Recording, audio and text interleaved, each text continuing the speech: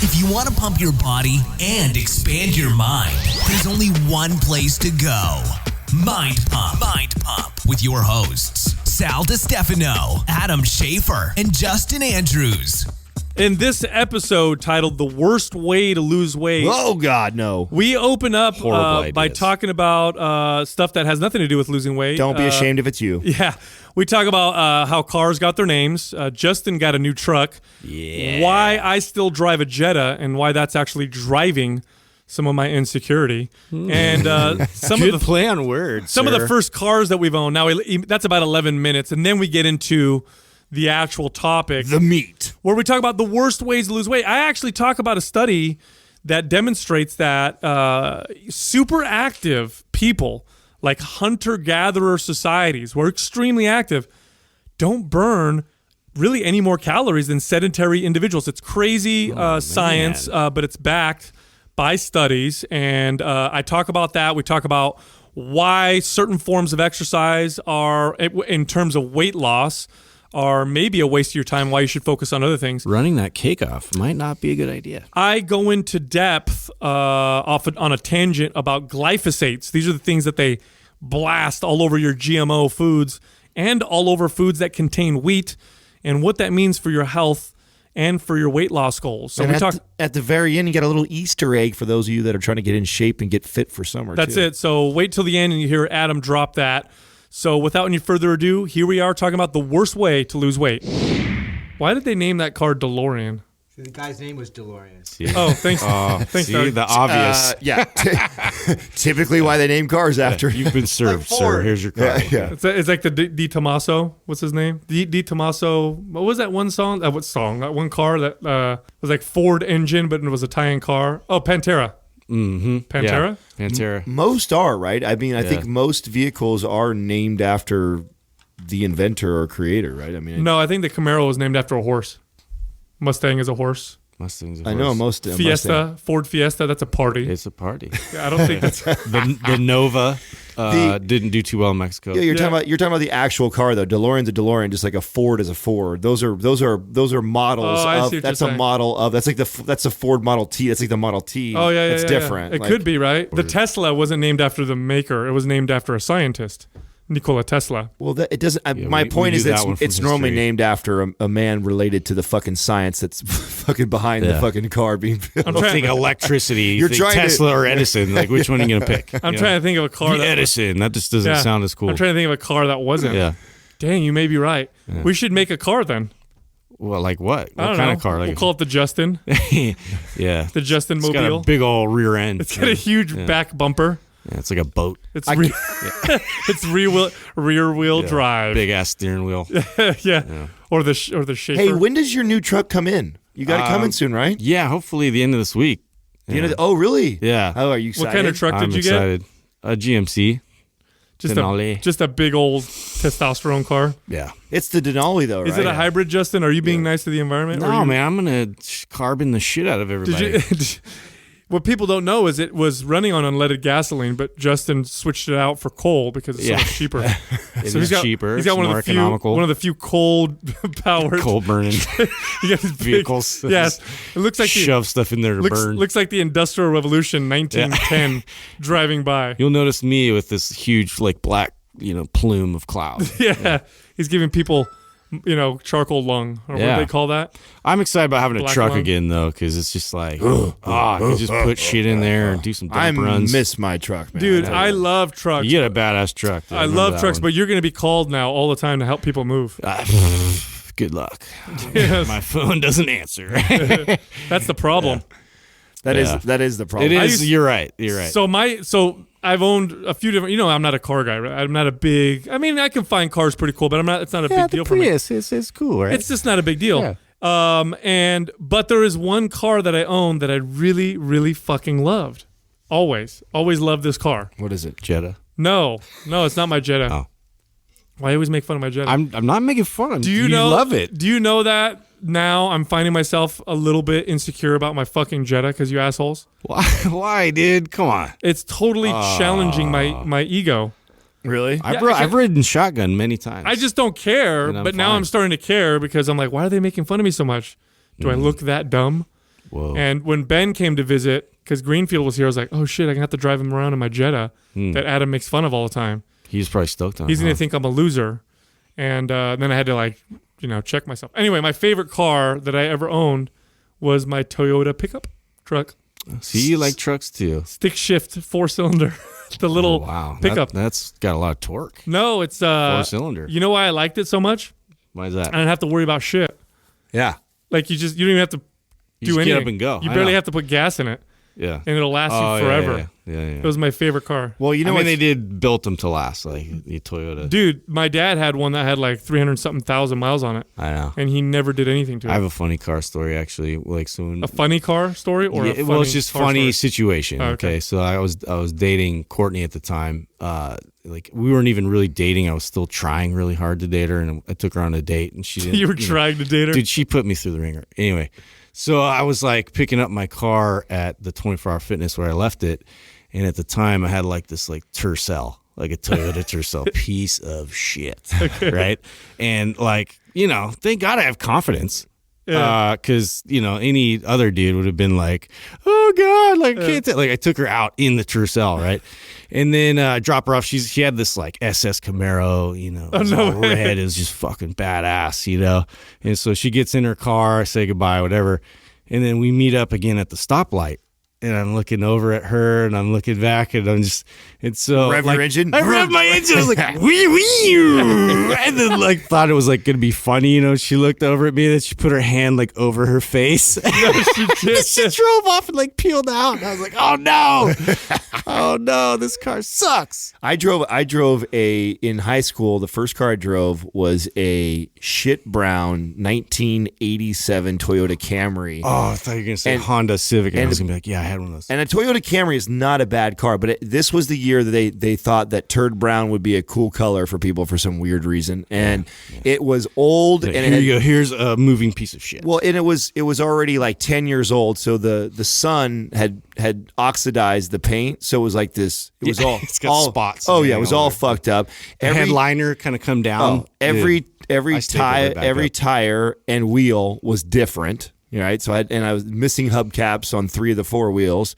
The rear tail light was busted out. My parents had accidentally left the windows down on a really stormy winter night, and it got flooded inside there, so it smelled like mildew inside of the car.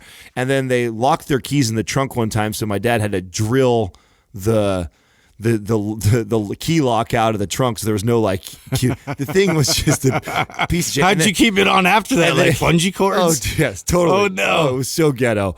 So I drove that for a good year and a half in high school for me. But you know what? Back to the old built character, man. I think everybody should have. Bro, I still got dates in that piece of shit. Right. I'm not done building character. I see it. You got some work. Well, it's not a piece of shit. It's No, just that's a- I. You don't have, bro. But I had a what did I drive? A Colt, a 19.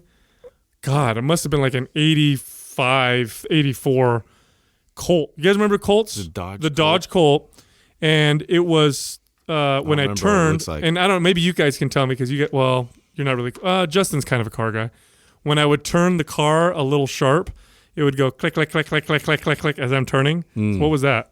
So like it didn't track at all? I don't know. It would make this fucking sound. So if I had this is quiz Justin your steering column. no, like you'd hear it like it would make this sound. So anyway, you normally have a baseball card in your spokes. Oh, is that what it is? That's what I would have said. Yeah. So whenever I'd have people in my car, I'd try to avoid making U-turns because it would make that sound. Like I could take a wide turn, but if I turned too much, did it have power steering? No. Oh yeah. No, it didn't have power steering. The AC didn't work, so it got the nickname the Inferno because it would get hot as fuck. And you'd ride in that thing in the summer, and it was like a sauna. You just sweat your dick off in there.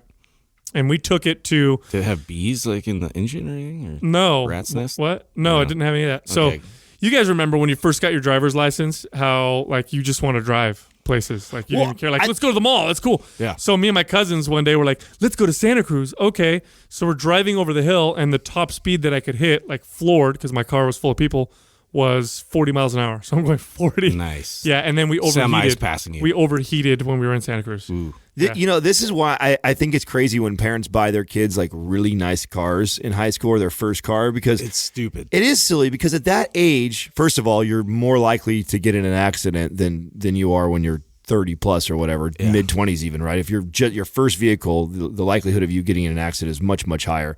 The other thing is, at that age, you don't give a fuck. You just care about You just transportation. wanna get out and go. Like, I was so grateful for that piece of shit car, because it was too. like, Yeah. you know, because the previous 15 years of my life, I was on foot, you know, or on a bicycle or rollerblades. This was a fucking upgrade and a Hey, half. girl, you know, walking so- home? I got a car. Right. Yeah. So it was such It's a fucking turd, but it's a car. right, and Yeah. it builds character. So I think it's there's lessons to learn from that. I think it's important. That's one of the reasons why I don't feed my kids sometimes, because I want them to, when they eat, you know what I'm saying? Yeah. Appreciate the food. When- You're a dictator. Like, I'm so hungry, Dad. I can barely. All right, you can eat Here's something. your rations. Yeah, and I give them a little bit of food, and they're like, "Oh my, thank you God for this," you know, and they're so Yeah. happy Wow. for the food That's that how I you finally do it. gave them after 5 days. Good strategy. Totally joking, I by the like way. I that. don't want Child Protective Yeah, Services. no. Did I tell you guys about the time I made a stupid joke at my kid's school next to the teacher, and the teacher looked at me like she was going to call the fucking authorities on me? Oh God. Yeah, we were. It was like an open house. Yeah, See, they don't get it. I have the worst. My sense of humor is super inappropriate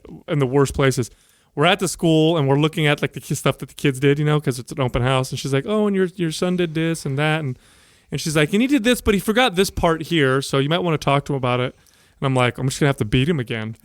And You did not yeah, say I did. that to the and teacher. she looked at me like this look like, "Are you serious? Oh, yeah, I Am I love gonna it. call the?" And I'm like, "I don't beat my You're kid, like, okay? Come on, lady. I'll beat your kid, but not my kid, shit. because I love my kid. I don't know your kid." Hey, you just came across the study you were talking about. I wanted you to bring it up while we're on air, in regards to the topic that we talked about the other day, Dude, on the podcast. yeah, so I actually brought this up on an episode. I think it was a Q&A a little while back, where we were talking about one thing led to another, and we're talking about the obesity epidemic and what the cause is for the obesity epidemic. And you had brought up how Technology. yeah, that's it, and how inactive we are, right? How we just don't move anymore. And this has been part of the paradigm surrounding the obesity epidemic now for a while, in which they say, hey, one of the main reasons why we have obesity, and one of the main reasons, if not the main reason why children are getting obese, is because we don't move nearly as much as we used to. And on paper, this makes total sense. If you try to calculate calorie burn from tons of activity versus calorie burn from no activity, then you're going to come out with big differences, right? And they said in the past, like, a woman 100 years ago burned like 3,000 calories a day or something like that, and a woman today burns like 1,700 calories a day. So there you go. That's why we're obese, and it makes sense, right? Face value, it makes total sense. But the science actually is showing that is not not the case at all. And it's really proving that, and I brought up this particular study that I just actually looked up again, and I saw some more on this. But before I get into them, because these studies are proving that that's not the case at all. And it's cool because it's important. Well, when you say it, I don't know if you can say at all. I think that's a strong statement. Oh, well, so check this out. So you're gonna have to wow me with this study to get me. So there's been convinced that several studies, but there was one that was published, I believe, in 2012. Let me see if I can find the name of it. The scientist's name was Kravitz, and he was Lenny Kravitz? No, Alexei Kravitz. I'm gonna go my way. already. He's a great song. No, well, let me see. Let me make sure I get the right one, because there was one study in particular that was really, just really blew me away. Sorry, that was actually the wrong study. That's another study we're going to talk about. But Ponser, Pontzr, did a study on some tribes in Africa, and they were using these methods of testing their metabolic rate that are pretty accurate, where you can figure out how many calories someone's burning throughout the day. And this was a tribe of typical hunter-gatherers, so their days consisted of lots of activity, far more activity than the average person. And he thought that he'd find this huge calorie burn. Like, okay, these people. How are they doing it? Did they say, was it like heart rate monitoring, or like what was the measured device that they're using? No, let me see if they have here how they were studying it. I'm gonna keep looking it up. Well, you can see. Is that the study right there, find Doug? it. I don't know. Oh, you're just putting random shit up there? Yeah. So anyway, he thought for sure he would see a ton of calories being burned. And it was weird because it didn't make sense because they were eating so little on top of it. Most hunter-gatherers don't eat a lot, mainly because food is not easy to get. It's when you're a hunter-gatherer. It just isn't. So when they're looking at these people's metabolic rates, he found that they burned right around the same amount of calories as an office worker. And it just blew him away. He couldn't figure out why. And a lot of it has to do with, and some of the theories surrounding it are saying things like the body becomes very efficient at activity. Which we know this. And the body adapts its basal metabolic rate at rest. So he found that they burn right around the same amount of calories as somebody who's inactive. Now, in hindsight, at first you're like, this is crazy. They should be burning more calories. But if you really think about it, it makes perfect sense. It makes no sense that the human body would evolve to just burn shit tons of calories with lots of activity in environments where food was scarce, which is how the human body evolved. The human body evolved where food was very scarce. We fasted a lot of the time. We went without food a lot of the time. Well, we're the most efficient at storing energy and storing calories like that. We're trying to survive. Like what we're talking about, that goes against like survival mechanisms. Mm-hmm. It makes perfect sense, right? We're not the best at storing energy, though. Of all animals? Yeah, no. No, we're just, but we are We're good like an alligator eats like once a year. Yeah. Like we're really good at it. I learned this on the Nature Channel. Wow, that's man. Little When random. you're looking at the spider webs and all that. Little Wow. random Look at fact for you, you guys man. right there. I like that little Nat Geo I love it. knowledge coming Is it in here. once a year? Yeah, once a year. Wow, that's crazy. That's cool. So, I was fascinated by so that. it makes sense because we evolved in these environments with very, very little food. And when we did find it, many times we found not much. And to get the food, we had to do a lot of moving. And so, of course, the humans that had metabolisms that were super adaptive, where they could slow way down to compensate for this, were the survivors. And they were the ones that were going to procreate. And those are the genes that we inherited. And so, and this is, look, as personal trainers, this makes perfect sense. You guys know as well as I do. How futile is it for a client to come in who wants to lose 40 pounds and change nothing about their diet and just beat themselves up in the gym? How effective is that? Yeah, it's not at all. It's a Never. horrible strategy. It just doesn't work. In fact, what do we always see when people do that? They'll initially lose some weight, and then they will lose nothing and sometimes gain weight again. And then they're working out like crazy just to stay where they're And at. then they burn out, and then they keep those bad eating habits, and it's just It doesn't change anything. nothing.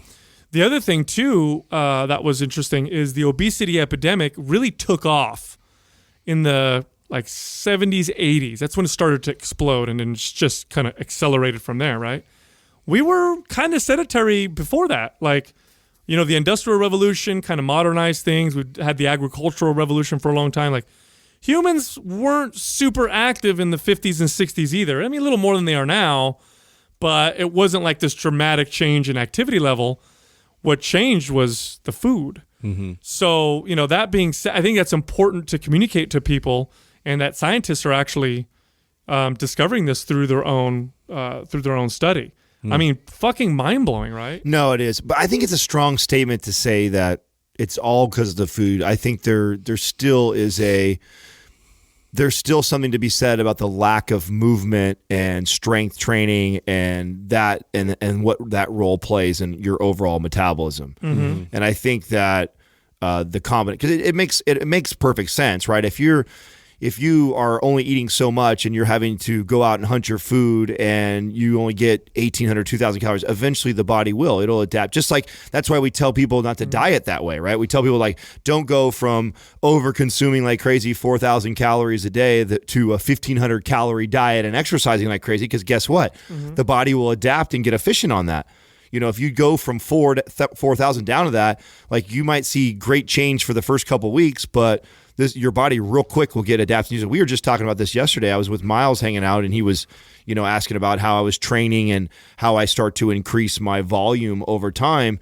And I was like, the mistake that a lot of people make is they go from this, hey, I'm out of shape, I need to get in better shape, or I've got this wedding in 6 weeks, or whatever the fuck may be, that they're motivated all of a sudden.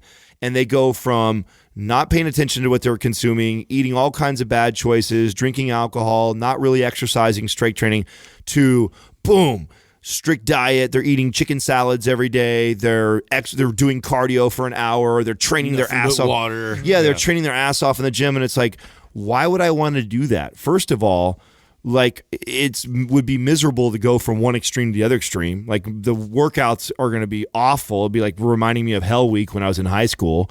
I mean, your body is only going to figure that out, and then you're going to have to find a new level that you're going to have to reach if you want to continue to see change in your physique. Well, So I think it's important we need to say this, that although trying to burn more calories through activity is probably, and using that as a weight loss strategy is a horrible weight loss strategy, that doesn't mean that exercise is a waste. It's very good for you, period, end of story. Now, because you improve your health through exercise, inadvertently you may improve your body's ability through more balanced hormones, through better mood, through better strength. Yeah, stronger heart, more muscle. There's so much more going on. Those things will contribute to a body that's more likely to not want to store tons of body fat. So there's definitely effects that will help you lose weight from exercise. Many of them, if not most of them, come from just being healthier. But there's some other studies that are pretty interesting. There was another study that was done. It was published in Obesity Research in 1994.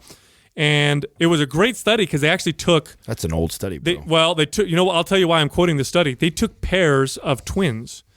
And some of the best studies you could find are ones that study twins, because you can have one do one thing and one do another thing. And they're identical, right? Yeah, they're identical, and you can control certain things. Anyway, what they found was that... And they also housed them in a research laboratory with 24-hour supervision. So it was like super control, right? And they would have one of these twins do like cardio every single day. And I forgot how much they did. It was, I think, like 2 hours of stationary biking or something like that every single day.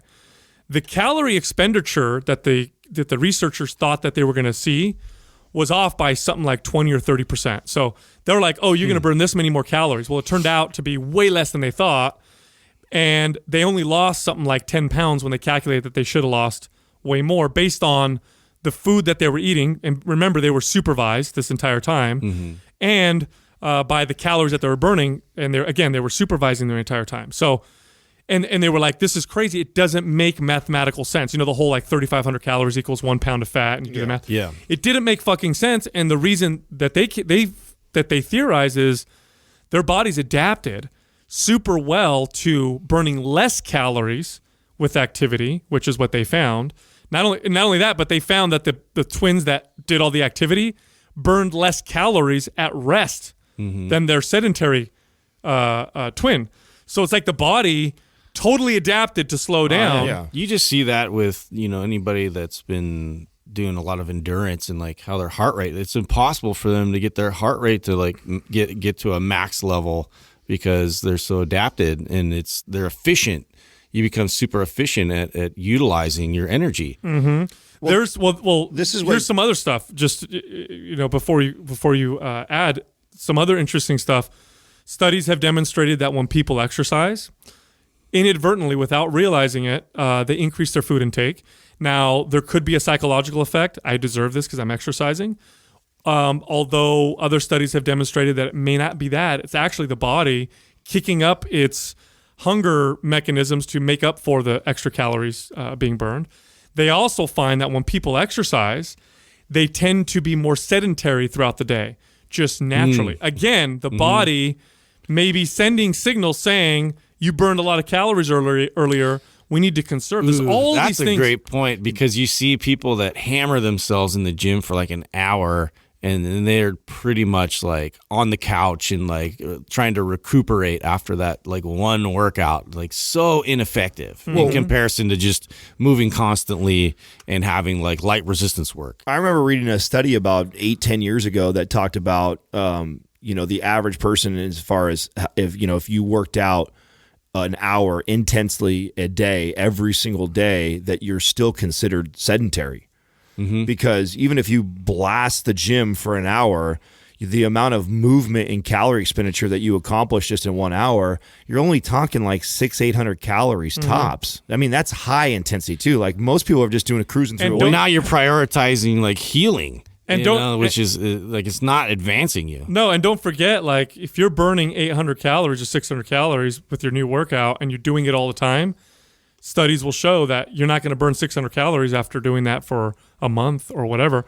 Eventually, your body becomes so efficient. Dude, so cardio, it only takes the body about 2 to 3 weeks to adapt to your cardiovascular training. It takes 4 to 6 weeks on average to adapt to whatever resistance training that you're doing. So and I used to do this like watching my VO2, you can increase your VO2 max like every day. Like if you decide, okay, for someone like me, I don't do any cardio. That's why I never bought into those meters, VO2. Yeah, it's like whatever. It doesn't changes all the time. Yeah, you can change it so easy and so fast. Like if we were to measure VO2 right now, get out there. I run as hard as I can for 20 minutes. We see where my heart rate's at. We see where my cardio threshold is at. Tomorrow, I can increase that and improve that already.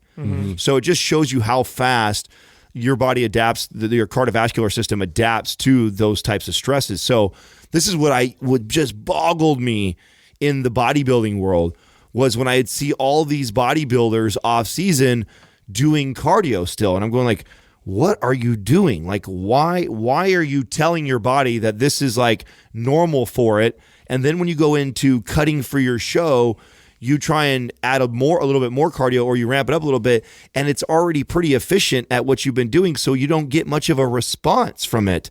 And when you're in the business of your body changing aesthetically, you want to be able to do something and then your body respond to it, especially if you're putting in extra work. So it makes no sense for these bodybuilders and these coaches that are prescribing fucking cardio to their bodybuilders, their bikini athletes, off season. It doesn't make sense. Not if you want to be efficient come prep time. And this is also why I'd always tell these guys that, most of the hard work for those that inspire to be a competitor is pre-contest prep, is how you set your metabolism up, how you get everything ready to go, so that when you do start to throw things at it heading into prep, your body every week is giving you change. Well, you have to understand this one simple fact, and that is that the human body is extremely complex. It's extremely complex in its abilities to adapt to different stimulus into its environment. It's a survival machine. It's a survival machine that's evolved over hundreds of thousands or millions of years, and you come from a long line of humans that survived certain conditions, and so your body's very, very, very adaptable. There's studies that show that there's an actual upper limit to metabolism. In other words, they'll take people and have them burn shit tons of calories, and then they'll have them burn more calories, and they'll have them burn more calories, and it's like they hit a limit. Like their body stops burning more calories by compensating its other mechanisms. Which makes total sense why we see professional athletes, marathon runners not disappear. Because if it was simply mathematics and it was calories in versus calories out, and the body just kept on the more you burn body fat, then they would literally wither away. Like, wow, you're a skeleton. Your professional athletes, the amount of football or soccer or whatever the fuck their sport is they're playing is so much that any other person like that, what you would think, they would just it doesn't work that way. So for your body to even consider that it wants to burn more calories, okay? It has to have a good reason. Now, one of the reasons it burns more calories is simple movement. Like it needs to use this gas, this energy just to move. But that's very, very quickly something that your body adapts to. The other way that your body realizes it needs to or thinks it needs to burn more calories is to support active tissues. Muscle is one of the most expensive, if you will, The brain is probably, by the way, one of the most expensive organs in the body, but your muscles are expensive in the sense that they cost a lot of energy to move and to maintain. So it's an expensive tissue in comparison to like fat. Fat's a little cheaper. Fat's easy to store. Muscle, not so much. So why would your body want to carry expensive tissue if you're, and consider your body wants to conserve energy always. That's its number one. It's one of its top goals. One of its top goals is to be as efficient as possible, because remember, it doesn't know we live in a land of plenty. It doesn't know that we're modern, humans in the year 2017. It thinks it's, again, a hunter-gatherer where barely any food is around and you're always moving. So why would your body even bother adding this expensive tissue that's just going to cost more energy to support? And so ask yourself that. What's the reason? Well, the reason is because it thinks it's in its best interest. So how do we send that signal? How do we tell the body, hey, I know you're designed and evolved to be as efficient as possible, but I'm going to want you to add this expensive tissue. And the way I'm going to tell you or show you this is I'm going to send a signal that tells you that it's in your best interest. And that's, in a nutshell, what proper resistance training is. And it has to happen with frequency. You have to constantly. You got to send that signal all the time. Otherwise, the minute that you stop, a week, 2 weeks, 3 weeks, it's your body's it starts registering that information, that data. This is why you lose muscle so fast. Yeah. Your body doesn't burn it, by the way. Your body's just adapting and trying to become more efficient. And if you don't believe me, if you're a muscular guy or girl, here's what you do. Put your arm in a brace for 1 week. That's it. Just do it for 1 week. Don't move it for a week. And take that brace off. And visibly, you will have lost a considerable amount of muscle and strength within 1 week. Oh, yeah. No, well, they say it's three. So studies have shown it's about 3 days, approximately 3 days after the muscle has fully recovered from any sort of, strength training or stimulus for atrophy to start to set in. So 3 days. So if you did bicep curls on Sunday, by next Sunday again, the atrophy is already starting to happen if it has not been stimulated again between now and then, right? That's right. So it doesn't. It's crazy how much work it takes for us to maintain the lean body mass. And that's why it doesn't stop with the goal. Well, that's why if you're going to work out to be lean, especially in the long term, the by far the most important form of exercise is the one that tells your body to be less efficient with its calories, and that's with resistance training. There's no other form of exercise that comes close, because all other forms of exercise rely on the calorie burn of the activity itself. Whereas resistance, look, here's the bottom line. If I lift weights for an hour, I'm going to burn less calories than if I do a 20-minute run. Mm-hmm. 60 minutes of weight training isn't going to burn as many calories as a 20-minute hard run. But I can tell you this much right now: if I lift weights for 60 minutes consistently, and I do this, every other day, and I do trigger sessions, all stuff, versus a twin of mine who's doing hardcore cardio all the time, I'm going to be leaner. Who's going to build more muscle? Because I'm going to have more muscle on me. Yeah. I'm going to have more expensive. I'm going to be less, calorie efficient, if you will. Well, we've talked about this too in the show, and these are more numbers that are debatable and exactly and how precise they are, and everybody's uniquely different. Because I remember a year and a half ago when I dropped this, everybody was like, "Well, I've heard it's this," and that's not the point. The point is that for every pound of muscle you have on your body utilizes somewhere between 30 to 60 more calories a day. So if you're somebody who adds 5 pounds of muscle, let's say you do not change your diet whatsoever, you eat exactly the same, but you start to strength train, your scale goes up 5 pounds, you put on 5 pounds of lean muscle on your body now is burning 300 or so calories more per day, every day, without doing any extra activity, just because you have that lean muscle tissue on you. So the number's debatable. I mean, everybody's uniquely different. And that can vary, right? Yes. But the bottom line is more muscle equals more higher calorie expenditure. Faster metabolism. Yeah, and so if you take you now versus you with an extra 5 pounds of muscle, you're going to burn more calories. You've just got more of this expensive tissue. But the whole exercise, the reason why we're obese is we're not moving. It feeds right into the whole it's punishing yourself. Like penance. Yeah, it's your own fault because you're lazy and you've got poor self-control. The truth is right now what's coming out is it's not nearly that black and white. It is not nearly as black and white as you're not moving enough and you're eating too much.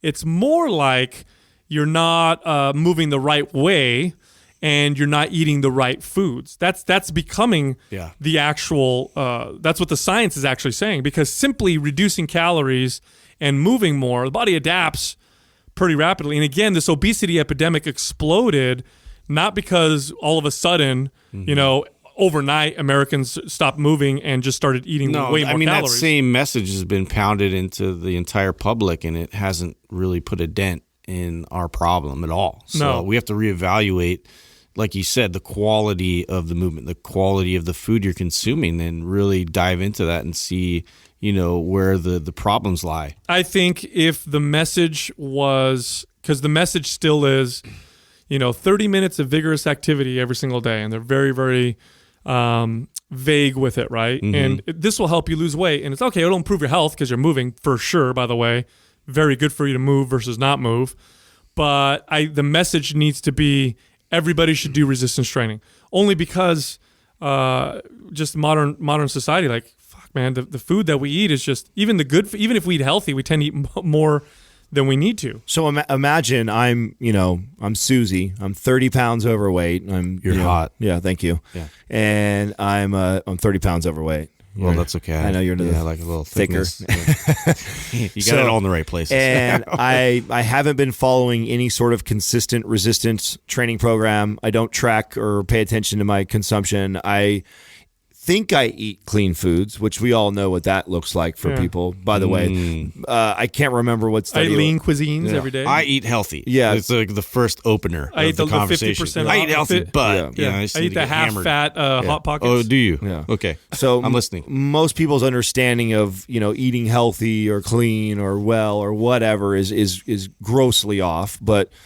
So let's say Susie is overweight, hasn't really followed a training regimen whatsoever, is not tracking her food, so doesn't really understand what she's consuming yet.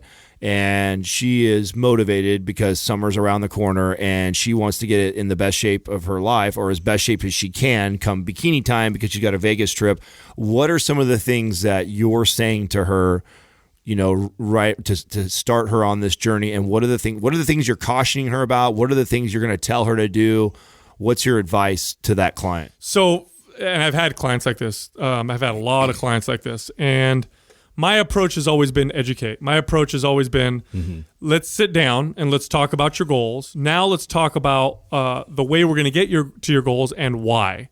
And I'm going to talk to her about what we're talking about now. Why manually trying to burn calories is going to be a massive waste of time for her. Yeah, you're just going to spin your wheels. Well, yeah. We're going to spin your wheels. You're going to spend a lot of energy doing it.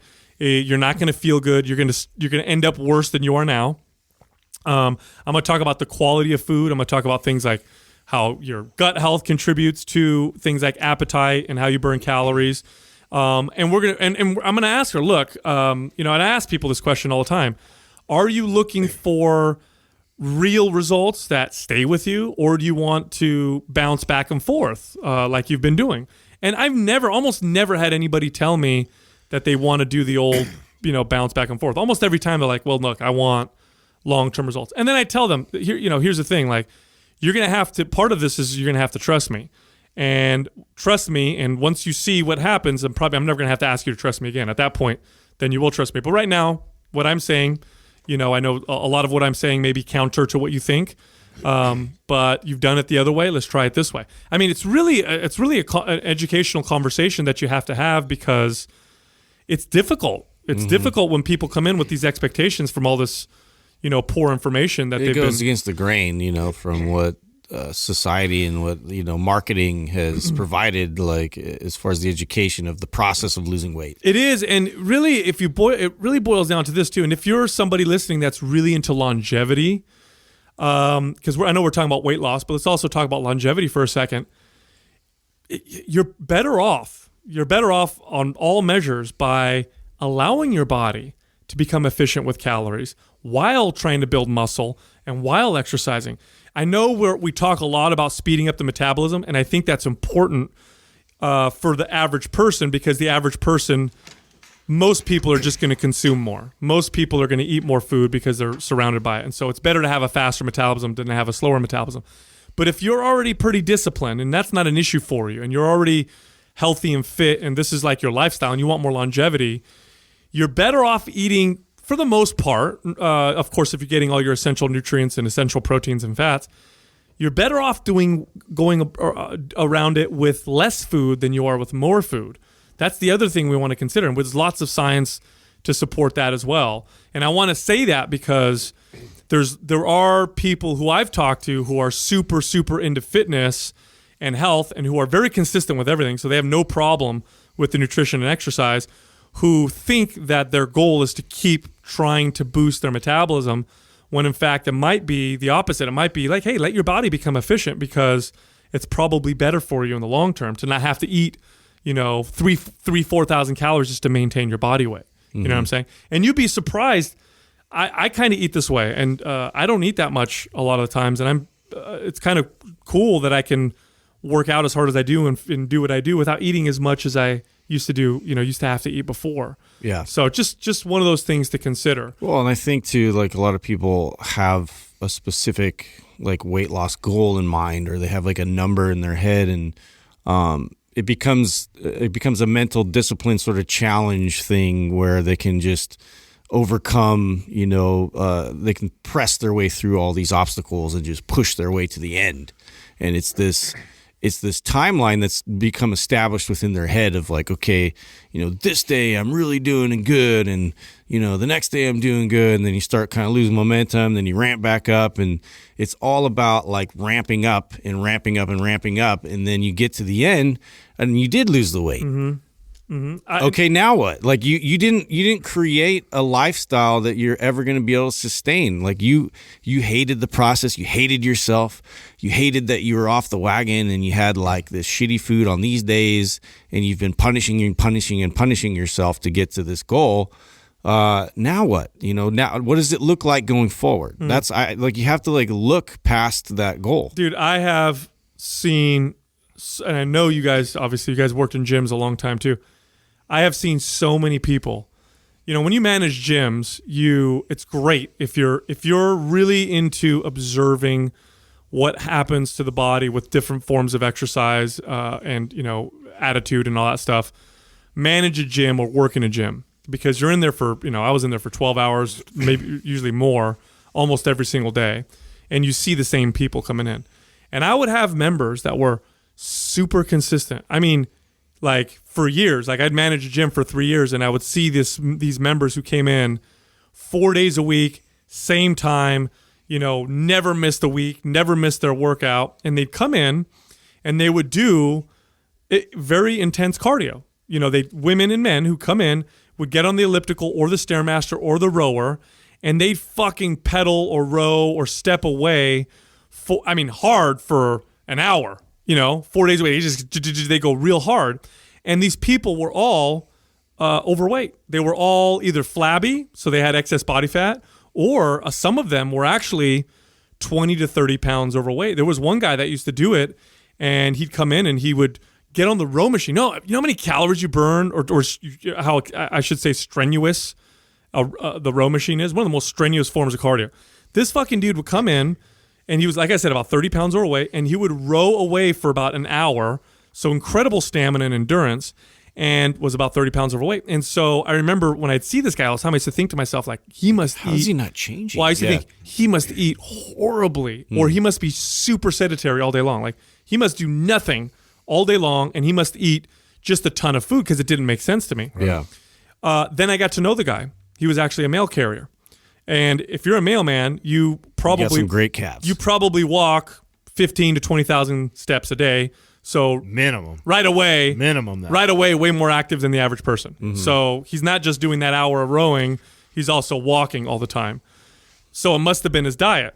Then I talked to this guy, and wow, he had an amazing knowledge of nutrition, and he's eating all this food and this and that. And I remember thinking, like, he must be lying. Well, looking back now, I realized what happened is his body became so efficient at what he's doing, he probably was burning as many calories as a sedentary person. Yeah. You know what I mean? And whatever he was eating, he was just storing. These are the hardest people to help. Oh, yeah. I had a guy just like this, only he was a soccer referee.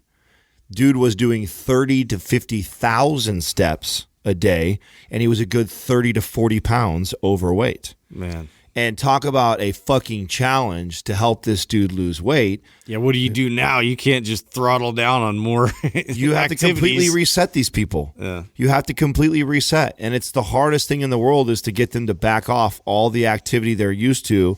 And then, so they're doing all that activity. Then they come in the gym and they think they got to ramp it up even more. And then they hammer the shit out of themselves inside the gym. Meanwhile, they can't drop these 30 pounds because they've trained their body to become so efficient at utilizing. It's very tough. I've had clients come to me. They're the hardest. I've had female clients come to me who are working out every single, 6 days a week.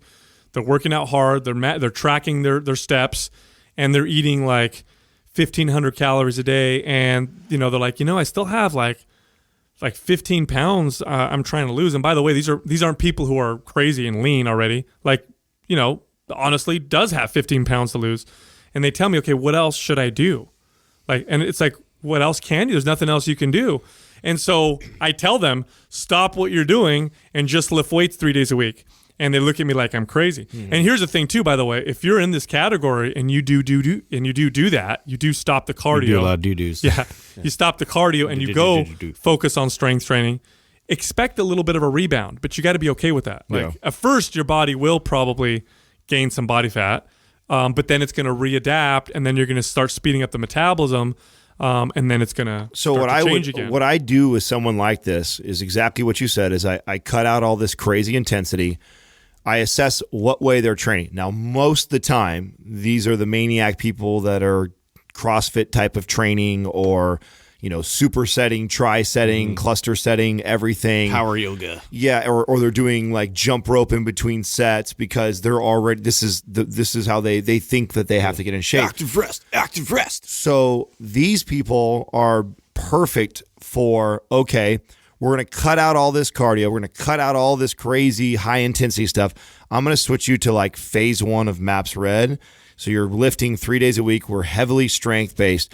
Now, like Sal said, you got to be okay with you're probably going to gain a little bit of weight. But here's the beauty is when we go from somebody who's been like high reps, high volume, circuit training type of training and lots of cardio to strength training like that, they're going to pack some muscle on, which what we were just talking about earlier is for every pound of muscle you're going to add, 30 to 60 calories more a day your body's going to burn. Depends on the person, of course. So if that's true, then if this person even let's say they gain 10 pounds, which they're probably going to freak out if they hire a trainer and he does this, but this is why it was mandatory that I had you for at least 3 months was because I needed you locked in with me so I could show you this process, because if you can trust the process, you'll see it. It works. What will happen is, okay, there'll be this initial weight gain, which if we did our job of changing your programming up so the body now has a new adaptation, more than likely it's probably going to be heavy weight training, strength-based, because you're doing the opposite of what you're used to. So now the body responds. It adds some weight on the scale, but a good percentage of that weight more than likely is going to be muscle. And then that muscle ends up speeding your metabolism up, or like making your caloric maintenance higher because you now have more muscle. And we kind of go on this, okay, we're going to build for a while. I don't want you to stress about the scale. If we go up 5 or 10 pounds, don't worry about that. We're building right now. And then when you go to reverse and go back the other way, now you got their metabolism sped up a bit and they can drop weight a lot easier. And depending on how long that person has been hammering themselves will depend on how long we got to spend on kind of rebuilding and resetting all this crazy amount of work they've been doing. This is one of the, what we're talking about is one of the reasons why, and we hate, of course, we always say like fasting is not a weight loss tool, right? It's a health tool. However, I can see why so many people like fasting, and of course you have to have by the way, you have to have a good relationship with food to be able to utilize it this way, because I could easily see it go in the opposite direction where somebody all of a sudden starts starving themselves. They'll abuse it. Yeah. But I could see why, because we just don't need as much food as we think. You know, We don't, yeah. We really don't need nearly as much food as we think, and so when people stop eating one of them, like breakfast or lunch or either, and they just eat dinner, all of a sudden they're like, yeah, you're not eating nearly as much food, and your body doesn't need nearly as much nutrition or calories, I should say, as you think it does. You know, so it really kind of boils down to, and we've talked about this before, really just focusing on your health is so much more of an effective way of getting there than focusing on calorie burn. Yeah, but let's talk about some tangible things to help people get that way. So, for example, this is a perfect topic right now because yesterday my sister-in-law, she's battling with this. She just had rotator cuff surgery, and she's in the worst shape of her life right now. She already kind of carries herself a little overweight as it is, and now she's like really overweight. So this is the worst she's ever been. She's probably got a good 30 to 40 pounds extra weight on her, and she's got shoulder issues that she's dealing with. She's pretty sedentary. She doesn't really, she thinks, you know, I was having this conversation with her. She just got done having a salad and fish, you know, for dinner. So in her eyes, she eats pretty well. And, you know, she was asking me these generic questions like, you know, where do I start? What do I do to start losing this weight and start dropping this right away? And my advice, and this is why, you know, I'm such a fan of tracking, is we talk about on the show all the time of, you know, levels of awareness. And most people are not aware of what they're really consuming. And so, and they look at their weight loss goal. I mean, that you could, there isn't a statement I can't think of anything that's more true than that. It's so true. Right. Yeah. And so when I look at someone like her, I said, don't look at your 30-pound weight loss goal right now. That's not the goal. That's your big goal. Yeah. But let's set small goals, right? Small weekly type achievable goals that are going to set you in the right direction for that ultimate goal of losing 30 pounds. I said, for example, you've never tracked before. So I said, you got someone like me who literally is right around the corner from you and I can help you out, but I can't really help you if I don't know what the fuck you're really doing. And if you're not tracking, I can't see that. So your real goal right now is let's just pay attention to how much you move and what you're consuming. That's it. Nothing else. Don't add in a crazy routine. Don't go buy some expensive program. Don't start following Sean T's whatever. Like, you don't need to be just doing. Just become aware of what you're doing. Yeah, just become aware. And it's amazing just being aware and looking at what you're consuming and how little or not you're moving every single day. How well that already starts to help. Just like, oh, wow, I actually thought I was getting enough of this, or, oh, I actually thought I wasn't, I was eating too much of this, or, oh, wow, I really thought I was moving more than what I was. So there's your first bit. So I told her, like, give a week, just 1 week, pay attention to everything that you're doing. Then from there, let's pick one thing that you can improve upon. And then if I can actually see it, I can give you something. And I'll give you, I said, here's some examples of what I notice right away when they track for a week is they move very little. They underconsume. For women, it's very common for me that they underconsume protein. They overconsume sugar. They don't get enough fiber, and they don't rotate. They don't have a lot of rotation of food. They tend to eat this. They migrate to the same things. And then most adults are drinking alcohol in there. So, and instead of going like, get rid of all of it, fix all of it all at once, let's just address one of those issues. Let's just focus on I think there's two things with that, right? As far as like the pain and shoulder and injury and, rehabilitation, all that kind of stuff. I think it's crucial because addressing the pain and really improving on, the movement of the shoulder joint and focusing on, regaining ability and doing that at a very gradual process, because the pain, it's one of those things where you notice the spiral effect of pain, right? So it makes it so you're not motivated to move. And then you also want to comfort yourself. Right. So these are two like big contributors to gaining weight. Right. And people like just breeze past that whole thing like, oh, well, I need to lose weight and then I'll feel better. But no. let's like alleviate pain and let's move better, and that will open up. Well, and this the is next door. what I told her for her training, right? Because she follows up with, what one of your programs should I follow? I said, listen, what you need to do is this. I'm going to send you over Prime, and we're going to work on getting your shoulder healthy. And guess what? You're going to be creating movement while you're doing that. So you're going to get some sort of exercise that you weren't fucking doing last week. Yeah. So already from you being aware of what you're doing and starting to make habits of correcting the issues that you have with your shoulder, we're stepping in the right direction. We don't need to do any more than that. And then that's your first week.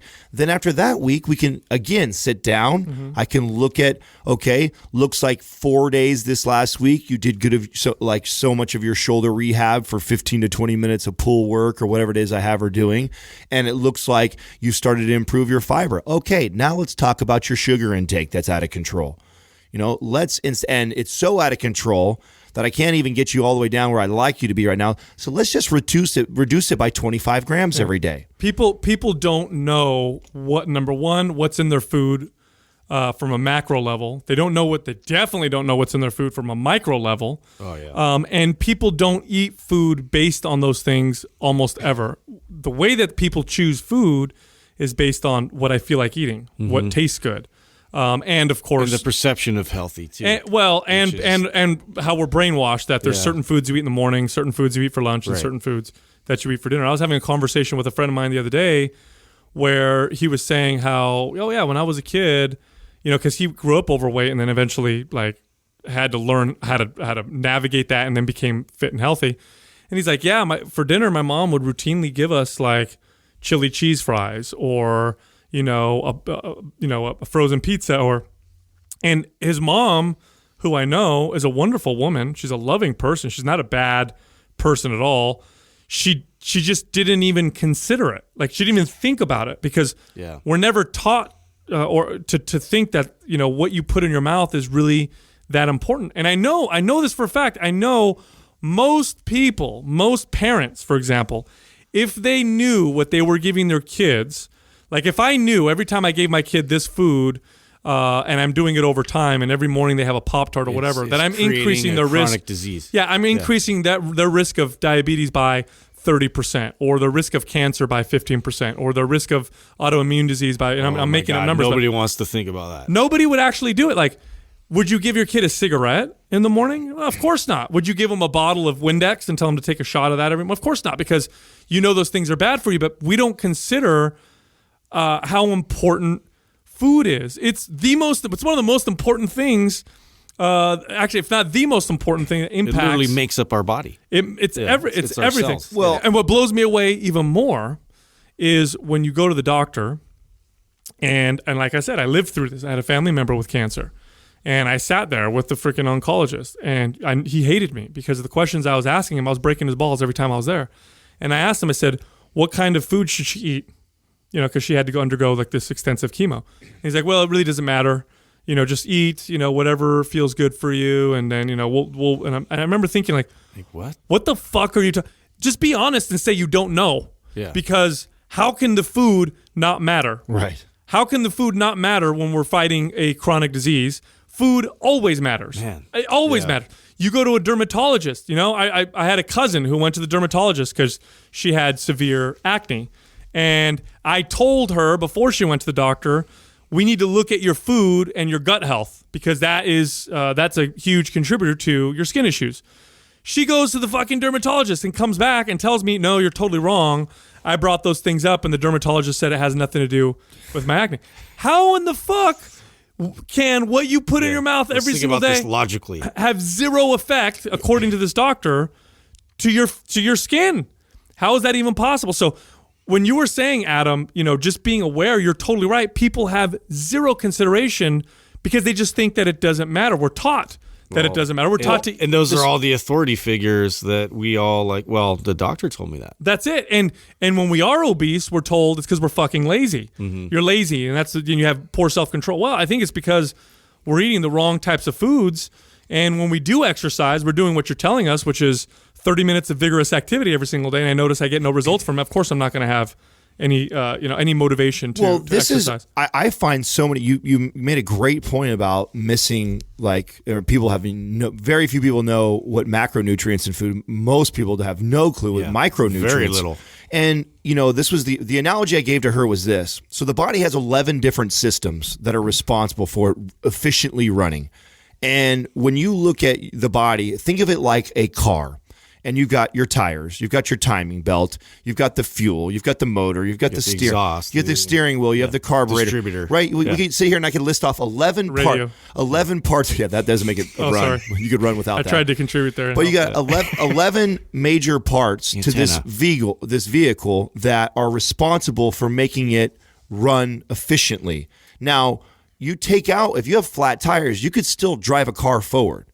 If you don't have all the oil in the car, you could still get it going. How long it lasts, I don't know, but it could still go, right? But it's not going to run very efficiently. The body is the same way too. We all just seem to think that like food is fuel. As long as I get it, I can go, I can do this. But when you're not fueling all these systems with the things that are it needs, then those systems start to not operate correctly. And they all speak to each other. It's like we never talk about the endocrine system. We never talk about these other systems of the body that are part of what make up the metabolism, your digestive system. How can we not talk about our hormones, digestive enzymes? That's another one that people miss all the time. And it's like if how you digest food and process food, if you don't think that has to do with your metabolism and how your body burns and uses fuel, you're silly. Dude, then you throw in the microbiome, hormones, neurotransmitters, parasympathetic, sympathetic system, like all the, I could rattle off a list of things that we know about. And I say that with emphasis because we only know what we know.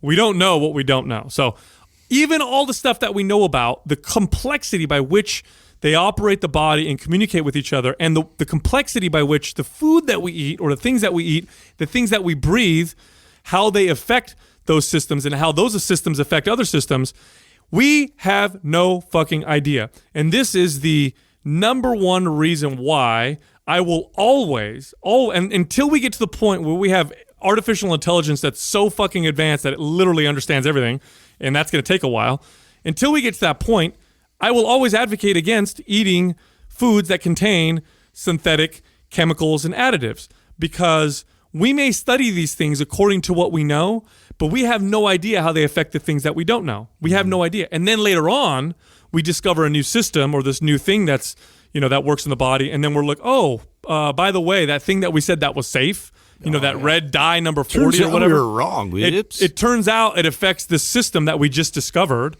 and it affects it in a bad way, but we didn't know before, and that's why we said it was safe. Going back to the car analogy, it's like this. It's like we all are very aware. If we build an engine that's either runs on gasoline or diesel or whatever fuel, right? So the engine is built specifically for that. But if you took gasoline and you threw some dirt in there, or if you put half water in there, you could probably still get the car to start and run, and therefore you get these, and the body very similar. Except the body's about 1 trillion times more complex. Exactly. Yeah. So 1 trillion times. Yeah. I'll give you an example. It's all those checks and balances that will overcome that process, which will make one, more efficient. That will kind of help the body to keep maintaining the system normalcy. I'll give you an example. Let's talk about a very common, one I've talked about many times, glyphosates, right?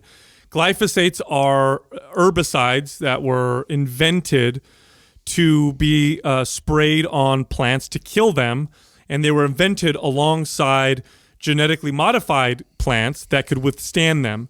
So what happens is I can grow corn that's designed in a laboratory, by the way. And by the way they do this is they'll take genes from a bacteria or from something else and create this scientific experiment that they'll call corn. And I can spray the fuck out of it with glyphosates. It won't die, but all the plants around it will die. So now I've got this really effective way of farming, right? But you're also consuming now these glyphosate residues. Now, if I looked at my body systems that, all the systems that we understood, hormones and, all the stuff that we understood to study when glyphosates first hit the market, we could see that, the way glyphosates are designed, they have no interaction with these systems. It should come right out the body. So it's perfectly healthy. Well, now we're seeing some crazy shit. Now we're understanding that glyphosates, first of all, are an antibiotic. So they have antibiotic properties. Well, what happens when you consume something that affects your microbiome over long periods of time? A lot of bad shit now we're starting to discover. Here's another thing we're starting to learn.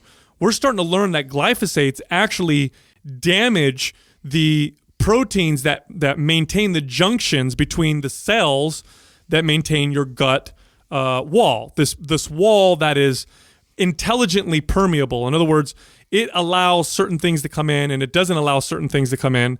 And it does so, and it's very complex, and it does so in a way where it gives you what you need and what you don't need. But if you damage the junctions between the cells, and this, by the way, this wall is 1 cell thick. So it is very, very thin. It's very, very fragile. And when you damage these junctions, now you're allowing other things to creep into the system. And what's behind this single cell wall of your gut? 80% of your immune system. So now you're creating immune responses in the body because things are going through that are not supposed to, and you're creating food intolerances, you're creating normal things, autoimmune issues. Yeah. You're damaging the cell's ability to communicate with each other. And they've just discovered that bacteria communicate with human cells as well. And in fact, there are certain compounds that you can ingest and which come from the soil, which, by the way, our soil is so damaged and depleted now, but there's certain compounds in there that allow bacteria to communicate with your human cells so that the bacteria can actually help your body protect itself. I mean, it's literally, it's such a symbiotic relationship. It's crazy. But glyphosates cause these problems. Glyphosates are also heavily sprayed on wheat. Gliadin, which is something that's found in wheat, or like gluten, can also damage the junctions, but when you combine it with glyphosates, causes big problems. So what we thought was maybe gluten intolerance is really glyphosate issues with gluten. Could be, yeah, that versus not even just the gluten. It's mainly the glyphosate. Well, here's some... in combination of both? Here's some anecdote. Yes, combination of both is most likely, but mostly from the glyphosate. And here's something interesting, and this is anecdote that I've heard now, I don't know, over a dozen times, which led me to go online and read people on forums, on health forums, and this is a big, very common thing, and I experienced it myself, where people who think they're gluten intolerant, who have a reaction to gluten in America, will go to Europe and will eat pasta and bread and will have no reaction. And they're fine. They'll have no reaction. I've heard that actually just anecdotally from some of my clients when they're in like Italy and they're going through and they had like a heavy pasta diet, like, and they can't handle it over here. That's right. And no glyphosates with it? I don't understand. So glyphosates are heavily regulated in Europe, and if something is they're labeled, well, that's because it's labeled exactly. It's labeled, and in the so the market never really adopted it. Shenanigans here where we just breeze past that. Like, oh my god! I can't believe that law didn't pass. If you look at the way glyphosates became as educated as we think we are, if you look at the way they became, it's funny. Like who would vote against that? Like, why would you not want to be informed? Just let us know. Okay, you're not saying you can't have it. It's like corporate interests. To make a long story short, and you people listeners, you can look this up so you can see all the details.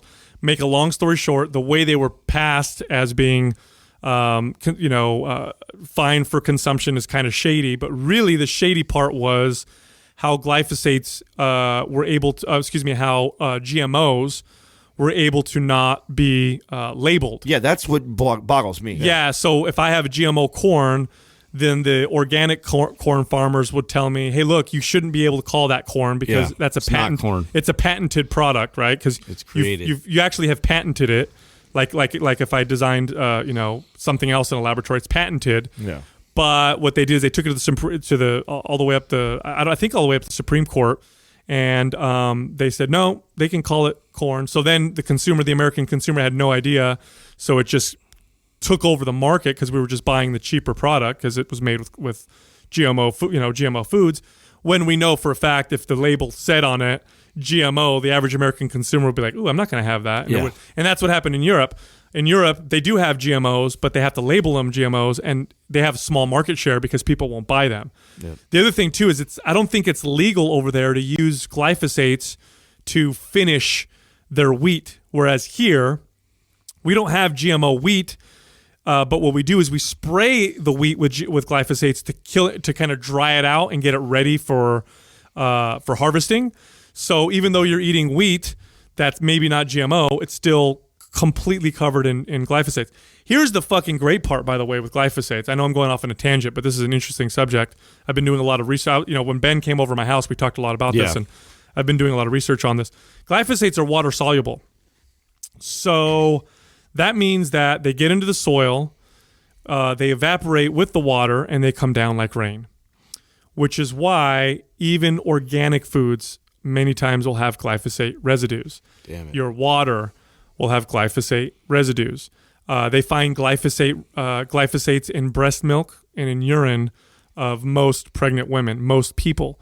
So you can try to limit your exposure, but you're definitely, the environment is super saturated. You're definitely being exposed, and I'm currently researching ways to just protect your body because it's pretty much unavoidable. It's everywhere. Like there's almost nothing you could do to completely avoid it. Just eat organic, non-GMO foods, and you'll reduce your load. What about big reduction? You have farmers markets, and you're shopping from there. You got to be able to get it from that. You'll reduce the. But here's the thing: like if it rains and there's glyphosate residue in the rain, and it rains on your organic crop, you're still going to get some residue. It'll be less. What do you mean?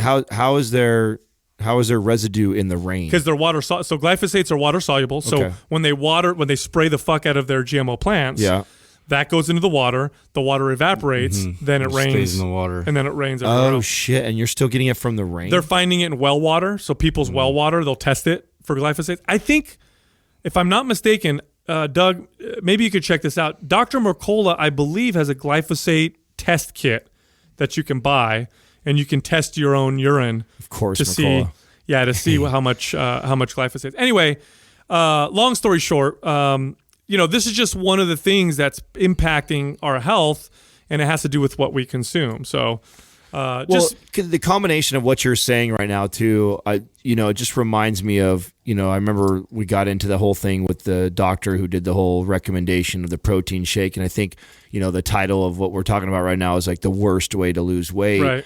And, I think it's pretty common that you see this where people will, overtrain right out the gates. They start to, blast their body in the weight room, blast their body on cardio, and then they start eating bars and shakes in replace of meals to reduce calories. And that has to be the worst thing you could do for yourself. You uptake your, fake processed food intake in addition to pressing the fuck out of your body just so it gets... So you can adapt downward. Yeah. So you can slow your metabolism down. I mean, I don't know if you could potentially do something worse to start off. Now, I like your approach to nutrition, which I think we need to push a little more on the show because I think it's from a psychological standpoint, it's brilliant. Because the way people eat when they try to diet is typically... Eliminate. Yeah, like don't eat these things. Yeah. Restrict. I like what you said, Adam, and that's the way I've taught my clients in the past. I never really put it in words, but I would always tell them, aim for these foods, and then if you're still hungry or whatever, eat whatever you want. And what usually would happen is that they would end up eating healthy and eating less of the other stuff just naturally. And it's also psychologically, it's not the mentality where I can't. Right. It's more like just make sure you're eat. Eliminating a lot of the punishment mentality with it. It's more of like I'm seeking and I'm actively trying to gather these foods. Yeah, so like think to yourself like, okay, I'm going to actively eat these fats that I know that are healthy. I'm going to actively eat this many vegetables because I'm looking for these nutrients and this is the variety I'm looking for. I'm going to actively eat these forms of protein today because I know I need them. And then if I'm still hungry or whatever, then that's fine. But those are the things that I eat first, and those are the things that I chase after. And I like that approach a lot because what I've experienced with that is you usually don't want to afterwards, right? It kind of flips the whole diet mentality on its head, right? And it's just we know this. Like if you tell somebody, tell a child, you tell a grown adult, they can't have it, and naturally you want to have it. Naturally you want to do it because you've been told you're not supposed to.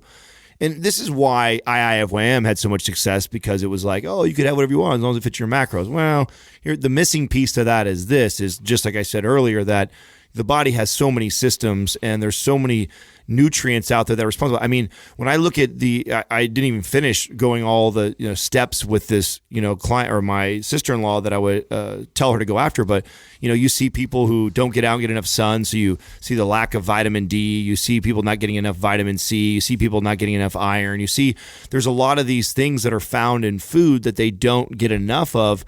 And by going after foods and then kind of looking out, like what I'm doing right now is I'm, documenting everything that I consume. And then I'm kind of taking a bird's eye view of like, okay, all right, good. It looks like I have I'm getting some vitamin D, got my shrooms in here. I'm doing that. Okay, get some bell peppers, onions, stuff here. So, okay, good. Getting some digestive enzymes here. Okay, cool. Getting a good diverse amount of fruit. So I'm getting my antioxidants here. Okay. So I'm looking at it like that, like, okay, these are all the things that my body wants and needs to run efficiently.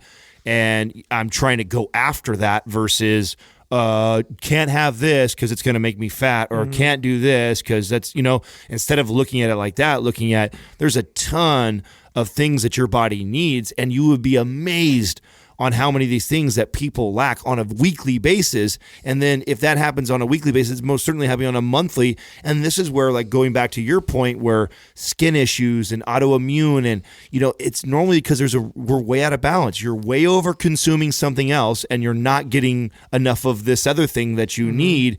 And if you were learning to look at your foods and go after the things you need, you'd be surprised on how easy it is to not overconsume on the bad things because you're so worried about getting the things that your body needs for nourishment. And if you view if you look at your body in this way, like most people in modern societies, even today, right? Most people don't die of old age.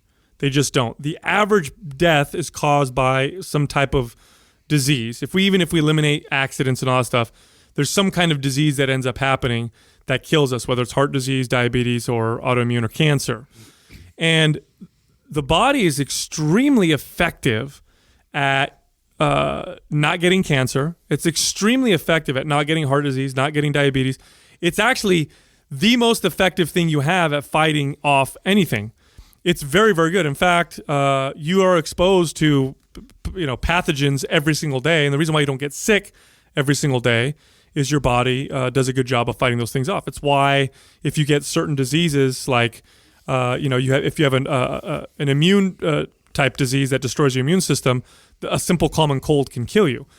Something that you would normally fight off or not even get. Like, the body's very, very effective, and if we just balance the body out and feed it the way it should be fed and keep it healthy, it will do a better job of keeping you healthy and fighting off things like cancer and degenerative disease better than anything that you can possibly think of, to the point where you'll be disease free until you just die of old age.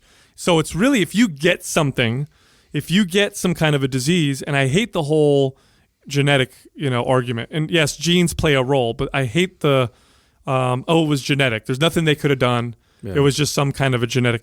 That's actually pretty rare. It's actually pretty rare that you have that much of that there's a clear genetic issue that is not influenced at all by lifestyle, whether it be epigenetics or whatever, to where no matter what you do, you're going to get something. Mm-hmm. It's very, very rare. What probably happened was a combination of genetics and lifestyle. So you gave your body whatever blueprint you had, the wrong lifestyle that made your genes, produce, not fight those cells that became cancerous, for example. So it really goes down to all of that. So that's why I think, for me, one of the things I'm most fascinated in epigenetics and the research that's going into that, because that to me is, I hate hearing people say. I'll never forget when my buddies first said that, when they were starting to creep into their 30s, and it was like, oh, I'm destined to get this, I'm destined to be this way, so fuck it. And I'm like, oh, are you kidding me? Like, why would you do that?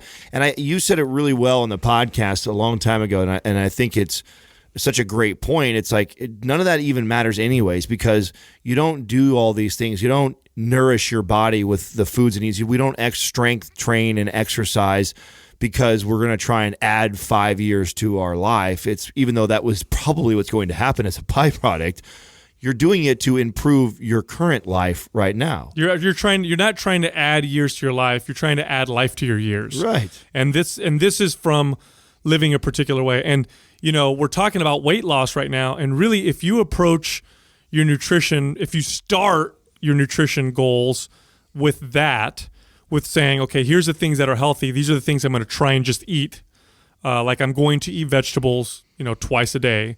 I'm going to eat one piece of fruit every single day. I'm going to drink enough water every single day. I'm going to have healthy fats every single day. If you just start with that approach, you're going to be better off in the long run than someone who just comes out with a whole restrictive approach. And if you approach your exercise with resistance training being the cornerstone of it, you're going to set yourself up for long-term success. This is why I wish, and I know in the future this is what's going to happen, and I called it. It's good. I don't know how long it's going to take, but it will happen eventually, where the recommendation for exercise will no longer be 30 minutes of brisk walking or whatever. The recommendation for everyone's going to be go lift weights, go do resistance training, because the science is very clear. Like the only thing that's going to give you that metabolic advantage in the long term is resistance training. And of course, no form of exercise is anti-aging like resistance training. Nothing comes close to it. Well, I'm going to tell our audience the same thing that I told my sister-in-law yesterday, which was, and it was funny because I'll tell you what before I tell you, I'll tell you her response to me, which is, well, you're already fit. It's so different because you're fit already.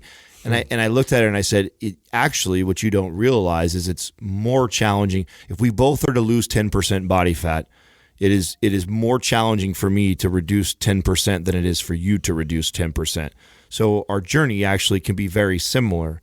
And so to the audience, if you're getting ready to, get in great shape for the summer and you're extra motivated right now and you're wanting to know which direction should I go or how should I start, we created a summer starter kit for somebody just like you, where it's our foundational program, our MAPS Red program. It comes with Prime, so it comes with a compass. So if you got any imbalances, aches, pains, things going on, it shows you how to do a test at home where it'll show you how to address all those imbalances and incorporate that within your strength training routine. And then our nutrition and fasting guide bundle that teaches you how to fast properly, teaches you how to eat with color and balance. And then on top of that, you also get the forum access completely for free, where you've got access to all three of us, where we can help guide you through your process, along with all kinds of other brilliant minds and professionals that are inside there to help guide you, check form, whatever you need. And then on top of that, I just started my journey last week again, where I'm going to transform myself into getting shredded again, like as if I was competing. So I've got a ways to go myself. And so you can watch how I slowly make changes nutritionally and ramp up volume and follow that on my Insta story. So check that out. You can go to mindpumpmedia.com and you can get that right now. Excellent. 30 days of coaching is also available, and that's for free. And basically it's a cache of information that we've accumulated over the last 2.5 years of recording podcasts, but we've just categorized it so that the topics are easy to get to and learn from. All you got to do is go to our site, the one that Adam just said, mindpumpmedia.com, and opt in. Also, our Instagram pages, we cover lots of topics that you may not hear about on the podcast. Now, the podcast has a page. It's Mind Pump Media, but then we have our own personal pages. Mine is Mind Pump Sal, Adam is Mind Pump Adam, and Justin is Mind Pump Justin. And lastly, if you want to learn more exercises or new movements for correctional purposes or performance purposes or even aesthetic purposes, we have a YouTube channel and we post a new video every single day, and it's called Mind Pump TV or MPTV. Thank you for listening to Mind Pump. If your goal is to build and shape your body, dramatically improve your health and energy, and maximize your overall performance, check out our discounted RGB Super Bundle at mindpumpmedia.com. The RGB Super Bundle includes MAPS Anabolic, MAPS Performance, and MAPS Aesthetic. 9 months of phased expert exercise programming designed by Sal, Adam, and Justin to systematically transform the way your body looks, feels, and performs. With detailed workout blueprints and over 200 videos, the RGB Super Bundle is like having Sal, Adam, and Justin as your own personal trainers, but at a fraction of the price. The RGB Super Bundle has a full 30-day money-back guarantee, and you can get it now plus other valuable free resources at mindpumpmedia.com. If you enjoy this show, please share the love by leaving us a 5-star rating and review on iTunes and by introducing Mind Pump to your friends and family. We thank you for your support, and until next time, this is Mind Pump.